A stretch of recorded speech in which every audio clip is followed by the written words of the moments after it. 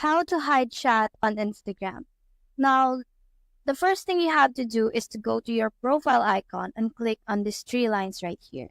You just have to make sure that your personal account is changed and switched into a professional account. So in order to do that, you just have to go to settings and then scroll down and tap on account type and tools.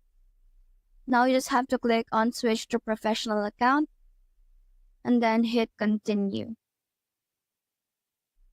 It doesn't really matter how you fill this one up as long as you finish it. Right here, not now, and then done. Now, once you're on your business account or your professional account, all you have to do is to go back to home and click on the messenger icon right here. And now it will give you various features. Now it has given you a general section of your messages. So in order for you to hide your chat on Instagram, all you have to do is to long press a chat right here and click on move to general. Now it has been removed to primary and moved to general. And that's how to hide chat on Instagram.